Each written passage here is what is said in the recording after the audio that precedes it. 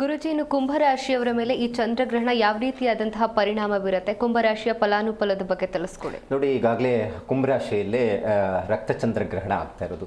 ಇವ್ರಿಗಂತೂ ಬಹಳ ಮುಖ್ಯವಾಗಿ ತಿಳ್ಕೊಳ್ಳೇಬೇಕಾಗಿರೋವಂಥದ್ದಿದೆ. ಯಾಕಂತ ಹೇಳಿದ್ರೆ ಭಾಳ ಜನ ಭೀತಿಯಲ್ಲಿ ಇರುವಂಥದ್ದಿದೆ. ಅಯ್ಯೋ, ಕುಂಭರಾಶಿ ಅಂತೆ, ನಂದು ಶತಭಿಷ ನಕ್ಷತ್ರ, ನಂದು ಪೂರ್ವಭಾದ್ರ ನಕ್ಷತ್ರ, ನಂದು ಧನಿಷ್ಠ ನಕ್ಷತ್ರ, ಅಂದರೆ 3 ನಕ್ಷತ್ರ ಅದಕ್ಕೆ ಅನ್ವಯ ಆಗುವಂಥದ್ದು ಇರುತ್ತೆ. ಹಾಗಾಗಿ ಭಯ ಬೀಳುವಂಥದ್ದು ಅಗತ್ಯ ಇಲ್ಲ. ಏನಾಗಬೇಕಾಗಿರುತ್ತೋ ಅದು ಹಾಗೆ ಆಗುತ್ತೆ. ಆದರೆ ಬರೋ ಸಮಸ್ಯೆಗಳನ್ನು ನಾವು ಕಡಿಮೆ ಮಾಡ್ಕೋಬಹುದು, ತಿಳ್ಕೊಬಹುದು. ನೋಡಿ, ಈಗ ಗ್ರಹ ಸ್ಥಿತಿ ನೋಡಪ್ಪ, ಈಗ ನಿನಗೆ ಶನಿ ಬಂದು ಕೂತ್ಕೊಂಡಿದ್ದಾನೆ, ಸ್ವಲ್ಪ ಹುಷಾರಾಗಿರು, ಕೋರ್ಟು ಕಚೇರಿ ಬೇಡವಾದಂಥ ಸಮಸ್ಯೆಗಳು ಬರುತ್ತೆ, ಗಾಡಿಗಳಲ್ಲಿ ಹುಷಾರಾಗಿರು ಅಂತ ನಾವು ಹೇಳಬಹುದು. ಆದರೆ ಕರ್ಮ ಏನು ಹೇಳುತ್ತೆ, ನೀನು ಮಾಡಿರುವಂಥ ಕರ್ಮಫಲಗಳ ಅನುಸಾರವಾಗಿ ಪಡೀಲೇಬೇಕು ಅನ್ನುವಂಥದ್ದು ಇರುತ್ತೆ. ನಾವು ಹೇಳುವಂಥ ಸಮಸ್ಯೆಗಳಿಗೆ ನೀವು ಜಾಗೃತವಾಗಿರಿ. ಅದಕ್ಕೆ ಸಂಬಂಧಪಟ್ಟಂಥದ್ದು ಏನಾದರೂ ಒಂದು ಜಪ ಅಥವಾ ಈ ಪೂಜೆ ಪುನಸ್ಕಾರಗಳು ಮಾಡಿದಾಗ ಒಂದು ತೀವ್ರತೆ ಕಡಿಮೆ ಆಗಬಹುದು ಅನ್ನುವಂಥದ್ದು ಹೇಳುತ್ತೆ. ಅದೇ ರೀತಿ ಗ್ರಹಣವು, ಈ ರಕ್ತಚಂದ್ರಗ್ರಹಣ ಏನಾಗ್ತಾ ಇದೆ, ರಾಹುಗ್ರಸ್ತ ಚಂದ್ರಗ್ರಹಣ, ಇದು ಮುಖ್ಯವಾಗಿ ಕುಂಭರಾಶಿಯವರಿಗೆ ಹೊಡೆತ ಬೀಳುವಂಥದ್ದಿದೆ. ಹಾಗಾಗಿ ಕುಂಭರಾಶಿಯಲ್ಲೇ ಗ್ರಸ್ತವಾಗಿರೋದ್ರಿಂದ ಹೆಚ್ಚು ಮಾನಸಿಕ ಖಿನ್ನತೆಗೆ ಹೋಗುವಂಥದ್ದು ಇರುತ್ತೆ. ಯಾವಾಗಲೂ ಅಷ್ಟೇ, ಚಂದ್ರ ರಾಹುವಿನ ಸಂಯೋಗ ಏನಾಗುತ್ತೆ, ಮಾನಸಿಕ ಖಿನ್ನತೆಗೆ ಒಳಗಾಗುತ್ತೆ, ಮೈಂಡು ಡಿಸ್ಟರ್ಬೆನ್ಸ್ ಜಾಸ್ತಿ ಆಗುತ್ತೆ, ಚಂಚಲತೆ ಜಾಸ್ತಿ ಆಗುತ್ತೆ. ಮಕ್ಕಳಂತೂ ಇವತ್ತು ಎಜುಕೇಷನ್ ಮಾಡುವಂಥ ಮಕ್ಕಳಿಗೆ ಭಾಳಷ್ಟು ಡಿಸ್ಟರ್ಬೆನ್ಸಲ್ಲಿ ಹೋಗ್ತಾ ಇರುವಂಥದ್ದು ಇರುತ್ತೆ. ಚೆನ್ನಾಗೇ ಇರ್ತಾರೆ, ದಿಢೀರ್ ಕೋಪ ಮಾಡ್ಕೊತಾರೆ, ದಿಢೀರ್ ಬದಲಾವಣೆಗಳನ್ನು ಮಾಡ್ಕೊತಾರೆ, ಈ ಥರ ಆಗುತ್ತೆ. ಮತ್ತು ಈ ಕುಂಭರಾಶ್ಯಾಧಿಪತಿ ಶನಿ ಆಗಿರೋದ್ರಿಂದ, ಕುಜನ ದೃಷ್ಟಿಯಾಗಿರೋದ್ರಿಂದ ಚೆನ್ನಾಗಿ ಮಾತಾಡ್ತಾ ಇರೋವಂಥವ್ರೆ ದಿಢೀರಂತ ನಿಮ್ಮ ಮೇಲೆ ಕೋಪ ಜಗಳ ಮಾಡ್ಕೊಳ್ಳೋವಂಥದ್ದು. ಮಗು ಚೆನ್ನಾಗಿ ನೋಡಪ್ಪ, ಓದು ಅಂತ ಹೇಳಿದ್ರೆ ಸಾಕು, ಬಂದು ಜಗಳ ಮಾಡ್ಕೊಳ್ಳೋದು, ಇಲ್ಲ ನನಗೆ ಗೊತ್ತು, ನಾನು ಓದ್ಕೊತೀನಿ, ಮಾಡ್ತೀನಿ, ಈ ಥರ ಮನೋಸ್ಥಿತಿಗೆ ಹೋಗುವಂಥ ಸಾಧ್ಯತೆಗಳು ಜಾಸ್ತಿ ಇರುತ್ತೆ. ಆದರೆ ಈ ಗ್ರಹಣದ ಪ್ರಭಾವ ಹೇಗಿರುತ್ತೆ ಅಂದರೆ, ಶನಿಯ ತೃತೀಯ ಸ್ಥಾನದಲ್ಲಿ ಯಾವಾಗಲೂ ಅಷ್ಟೇ ದೃಷ್ಟಿಗಳು ನಾವು ನೋಡಿದಾಗ ಫಲಗಳು ಉತ್ತಮವಾಗಿರುತ್ತೆ. ಆದರೆ ದ್ವಿತೀಯ ಸ್ಥಾನದಲ್ಲಿ ಧನಸ್ಥಾನ ಅಂತ ಹೇಳ್ತೀವಿ, ಅಂದರೆ 2ನೇ ಮನೆಯಲ್ಲಿ ಆಗ್ತಾ ಇರೋದು ಗ್ರಹಣ. ದುಡ್ಡಿನ ವಿಚಾರದಲ್ಲಿ ಏನೂ ತೊಂದರೆ ಇಲ್ಲ, ಯಾವುದೇ ಭಾರಿ ಹೊಡೆತ ಬೀಳೋದು. ಯಾಕಂದರೆ ಪ್ರಸ್ತುತ 7.5 ಬೇರೆ ನಡೀತಾ ಇದೆ.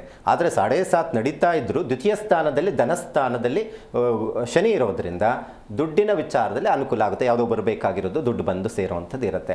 ಆದರೆ ಇಲ್ಲಿ ಮುಖ್ಯವಾಗಿ ಗ್ರಹಣ ಸ್ವಕ್ಷೇತ್ರದಲ್ಲಿ, ಅಂದರೆ ತನ್ನದೇ ಆದಂಥ ರಾಶಿಯಲ್ಲೇ ಆಗ್ತಾ ಇರೋದ್ರಿಂದ ಮಾನಸಿಕ ಖಿನ್ನತೆಗೆ ಒಳಗಾಗುವಂಥದ್ದು, ಅತಿಯಾದಂಥ ಕೋಪ, ಉದ್ವೇಗಕ್ಕೆ ಒಳಗಾಗುವಂಥದ್ದು, ಸುಮ್ಮನೆ ಯಾರ ಹತ್ರನ ಜಗಳ ಮಾಡ್ಕೊಳ್ಳುವಂಥದ್ದು, ಸೊ ಗಾಡಿಗಳಲ್ಲಿ ಬಿದ್ದು ಏಟು ಮಾಡ್ಕೊಳ್ಳುವಂಥದ್ದು, ಇವೆಲ್ಲವೂ ಸಂಭವ ಆಗುವಂಥದ್ದು ಇರುತ್ತೆ. ಆರೋಗ್ಯದ ವಿಚಾರದಲ್ಲಿ, ಅದರಲ್ಲಿ ಗರ್ಭಿಣಿಯರು ಯಾರಾದರೂ ಇದ್ದಾರೆ ಅಂದರೆ ಸ್ವಲ್ಪ ಆರೋಗ್ಯದ ವಿಚಾರದಲ್ಲಿ ನೋಡ್ಕೊಳ್ಳಿ.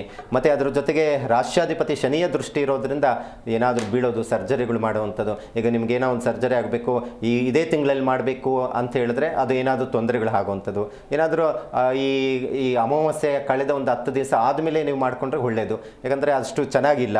ಕುಜ ಬೇರೆ ಶನಿಯ ದೃಷ್ಟಿ ಬೀಳ್ತಾ ಇರೋದ್ರಿಂದ ಹೆಚ್ಚು ತೊಂದರೆ ಆಗುತ್ತೆ. ಭೂಮಿ ವಿಚಾರದಲ್ಲಿ ಹೆಚ್ಚು ಅನುಕೂಲ ಉಂಟಾಗುವಂಥದ್ದು ಇರುತ್ತೆ. ಆರೋಗ್ಯದ ವಿಚಾರದಲ್ಲಿ ತೊಂದರೆಗಳು ಉಂಟಾಗುವಂಥದ್ದು ಇರುತ್ತೆ. ಖರ್ಚುಗಳು ಜಾಸ್ತಿ ಆಗುವಂಥ ಸಂಭವ ಜಾಸ್ತಿ ಇರುತ್ತೆ.